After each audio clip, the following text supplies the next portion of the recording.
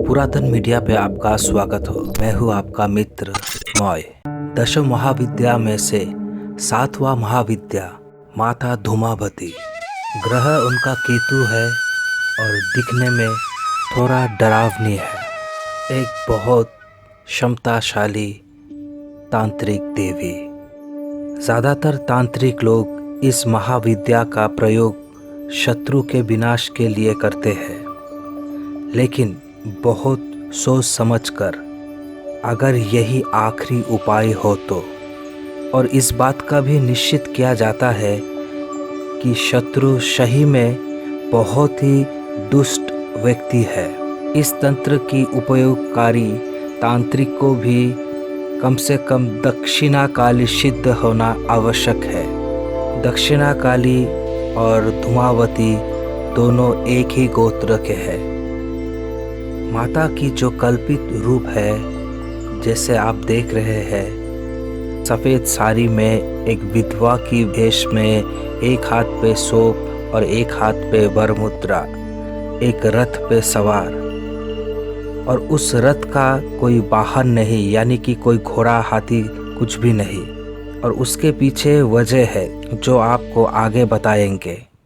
और गौर करने वाला चीज़ है कि रथ के ऊपर कौवा का एक छवि झंडे पर। कौवा तो तंत्र पे एक काफ़ी महत्वपूर्ण प्राणी है। कुछ जगहों पे आपको माता धूमावती को रथ की जगह पे काक पे सवार होते भी देखेंगे, क्योंकि माता काक वाहना है। माता की निवास भी शमशान है, वैसे भी तंत्र का देवी है। विवाहित व्यक्तियों के लिए, सांसारिक व्यक्तियों के लिए इस महाविद्या का साधना नहीं है। ये बैचलर्स लोगों के लिए या विडो या तांत्रिक लोगों के लिए ही उपयुक्त है, और बिना एक्सपर्ट गाइडेंस के खुद से तो बिल्कुल भी नहीं करना चाहिए।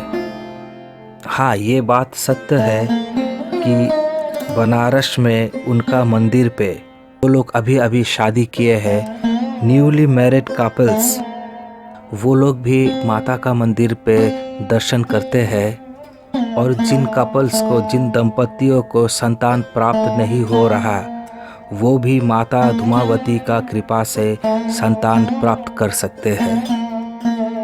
अब आते हैं ओरिजिन पे। माता का इस रूप का उत्पत्ति को लेकर कई कहानियाँ हैं। कई लोक कथा है, पुराणों पे है और तंत्र के किताब पे है। निश्चित करके नहीं कह सकते कि एग्जैक्टली माता धूमावती का उत्पत्ति कहाँ से हुआ है। थोड़ा कन्फ्यूजन्स है, लेकिन फिर भी उन सब कहानियों में जो सबसे ज़्यादा प्रचलित है वो आपको थोड़ा बताना चाहेंगे। एक दिन गिरिराज महादेव माता पार्वती का साथ हिमालय पे ऐसे ही बैठे थे, तो कुछ देर बाद माता को भूख लगा, तो माता पार्वती ने महादेव को कुछ भोजन के लिए आग्रह किया। तब महादेव ने माता को कुछ देर प्रतीक्षा करने को कहा, लेकिन माता का भूख बहुत ज़ोरों का था। उन्होंने भोलेनाथ को कहा कि उनको अभी भोजन का आवश्यकता है और वो प्रतीक्षा नहीं कर सकते, लेकिन महादेव ने कुछ और समय मांगा। तब माता पार्वती ने बिना प्रतीक्षा किए महादेव को ही भक्षण कर लिए। अब महादेव तो पार्वती का पेट का अंदर चले गए, निकले कैसे? तब महादेव का ही अनुरोध से और माता की आज्ञा से ही महादेव धुएं का रूप में माता की शरीर से बाहर आए, और बाहर आते ही महादेव अत्यंत क्रोधित हुए और वो पार्वती को त्याग किए और कहा कि अपने स्वामी को भक्षण करने के कारण वो अभी विधवा हो चुकी है। और इसी से ही माता धूमावती का ये विधवा स्वरूप हमारे सामने आया, और ये 10 महाविद्या में से 7वां महाविद्या बना, जो थोड़ा सा अमंगलजनक है। और इसी कारण माता धूमावती को पुरुष शून्य भी कहा गया, अर्थात शक्ति शिव के बिना। Energy without consciousness. इसीलिए इस रथ पे कोई वाहन नहीं है, यानी ये रथ किसी भी दिशा पे जा सकता है। पावर है लेकिन कोई डायरेक्शन नहीं, शक्ति है लेकिन शिव नहीं। छिन्नमस्ता और माता धूमावती ये दोनों काफ़ी भयानक रूप है दश महाविद्या में से। और छिन्नमस्ता का रूलिंग प्लैनेट यानी ग्रह है राहु, और माता धूमावती का जो रूलिंग प्लैनेट है वो है केतु। अर्थात लूनर साइकिल में वो दोनों ऑपोजिट डायरेक्शंस पे ही होता है, एक ही साइकिल पे। राहु और केतु ये दोनों ग्रह काफ़ी मुसीबतें लाता है साधना में और व्यक्तिगत जीवन में भी। धूमावती है कलह प्रिया, यानी उनको शोर शराबा झूठ झमेला पसंद है। नाहम तृप्ता, अर्थात माता का कोई तृप्ति नहीं है, उनका मुखमंडल पे कोई तृप्ति या हंसी नहीं है, हमेशा एक म्लान एक्सप्रेशन। धूमावती अगर आप पे प्रसन्न हो तो आप कुछ भी हासिल कर सकते हैं। चतुर्वर्गीय देवी है, अर्थात धर्म अर्थ काम मोक्षा सब आपको प्राप्त हो सकता है। आप गुप्त विद्या का भी अधिकारी होंगे क्योंकि माता ब्रह्म ज्ञानी है। माता धूमावती का तुलना आदि शक्ति से भी किया जाता है। सृष्टि से पहले भी उनका लीला चला और विनाश का बाद भी उनकी लीला चलेगी। लेकिन अगर माता किसी कारणवश आप पे अप्रसन्न हो तो आपके ज़िंदगी कई तरीके की असुविधा और प्रॉब्लम्स में गुजरेंगे, जैसे स्ट्रॉन्ग एडिक्शन, ड्रग एडिक्शन, कुस्त्रियों का संग, अशांति पे और गरीबी पे आप संपूर्ण नष्ट हो जाएंगे। ऐसा कहा जाता है कि जो अचानक गरीबी आता है ज़िंदगी पे, उस पे भी धूमावती का अवस्थान है।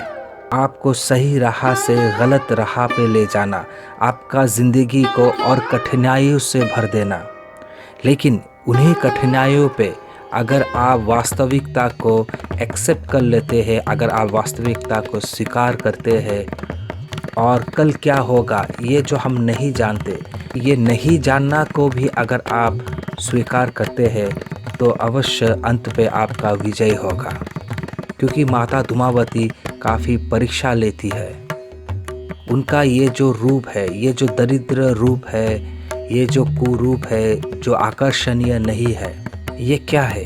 हम ही लोगों का, हम मनुष्य लोगों का, हम लोग का अंदर जो कुरूप मौजूद है, जो शैतान मौजूद है, वही कुरूप को, वही अगली लुक्स को माता अपने शरीर पे धारण किए हुए है। जैसे कि पहले ही आपको कहा, इस महाविद्या का प्रयोग ज़्यादातर दो कारण से की जाती है। एक शत्रु का विनाश और दूसरा दरिद्रता का विनाश।